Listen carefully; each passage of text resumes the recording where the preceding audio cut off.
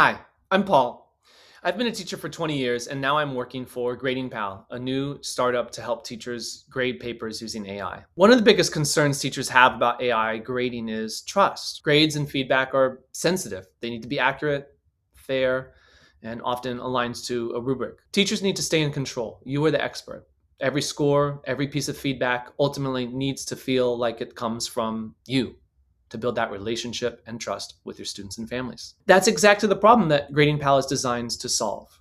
GradingPal does a tremendous amount of work for you and saves you a ton of time, but you can use some of that time to keep yourself in control. It gives you more time for a second look, and your expert opinion can be at the forefront of the feedback. GradingPal uses AI to draft scores and to give feedback.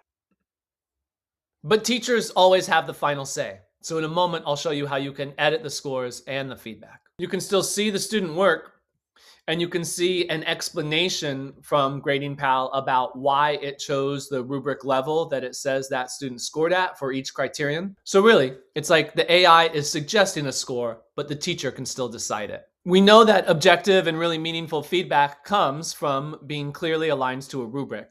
So you can see here the performance levels according to the rubric for this criterion, reasoning in this chemistry response. So the first thing I check is whether the score that the student was given accurately matches up with the rubric levels. Here in this case, I'm particularly focusing on this one because it's yellow, it's developing. If the student got just one more point, they would be proficient. So this is an important one for me to slow down and make sure that GradingPal got it just right.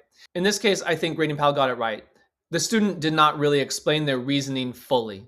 They almost got it, but there's not quite enough detail. You can even see that just looking over here. So I think GradingPal got this score right. Now, also when we see a 1 beginning, that's pretty strict. Let's make sure that GradingPal is not being too strict there. What's the difference between this 1 and the 2 that we just saw for reasoning? Here at beginning, it says the child would deserve a 1 if the reasoning is missing. It's just not there, right?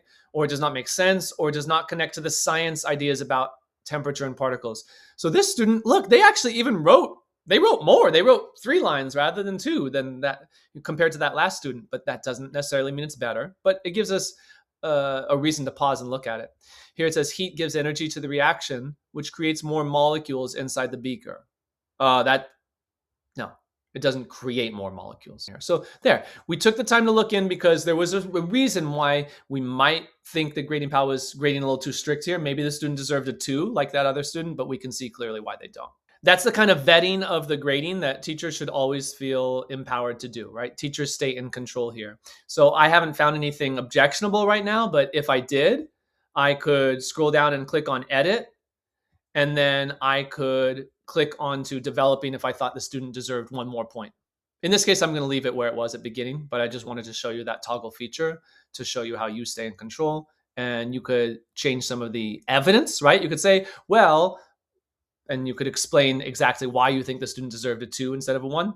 And then you could click save. After I review the scoring, I review the feedback. So let's look at this. The overall feedback here says you've done an excellent job organizing your response into the claim, evidence, and reasoning format. Your claim is perfectly clear and accurate. Let's look at it. Higher temperatures increase the reaction rate. Okay, seems clear. Seems almost so clear the student might have like copied it off the board or something. I'm not sure how well they've internalized it, especially seeing that there's not too much else here, right? Let's keep going. For the evidence section, you correctly identified the relationship, but remember to support it with specific numerical data. Yeah, I mean, just look at this. No numbers in the evidence, right? So they need to include data from their trials. That's very clear in the overall feedback. So now let me get into another feature I'm excited to show you about, which is targeted feedback comments. So for example, if I click on this specific piece of feedback on the right-hand side, which says this part of the explanation is scientifically inaccurate, GradingPal highlights for you on the left-hand side in the student work. It shows exactly the place in the student submission that connects to this feedback. And if I need to, I can go in there and edit something. Edit with AI or take more control and edit manually. I can even adjust all of the feedback. I can do that with AI using 1 click. Like I could say simpler language, more detail, shorter, add examples. Let me do that. Let me say more detail. Let's see what happens. Yeah, now we can see that I have some more detail here, right? Like I don't think this part about kinetic energy being defined was in the overall feedback the first time we had it. We also see that things are kind of enumerated here, right? So this is doing a little more teaching now than it was earlier after I clicked add some detail.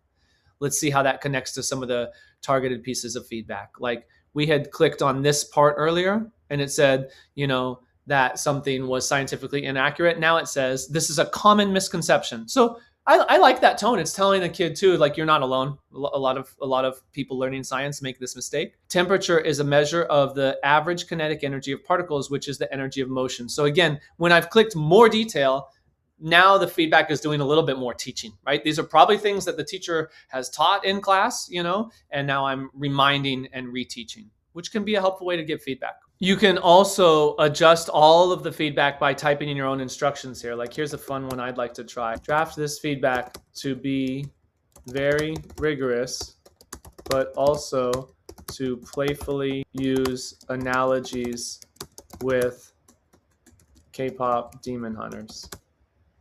Let's see what it's done here. Now it says, think of it this way. Higher temperature is like a powerful K-pop anthem that energizes your particle squad.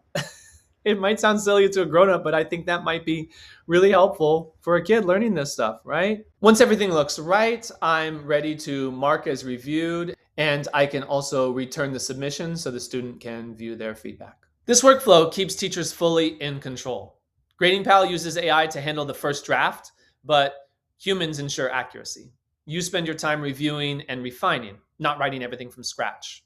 That's a big shift, and it makes a powerful impact in your work-life balance and for the students. If you've been curious about AI grading, this is the safest way to start. Try GradingPal's review and revise workflow that keeps you as the teacher in control with a real assignment today. You stay in control and you get your time back. So go over to gradingpal.com and get started for free.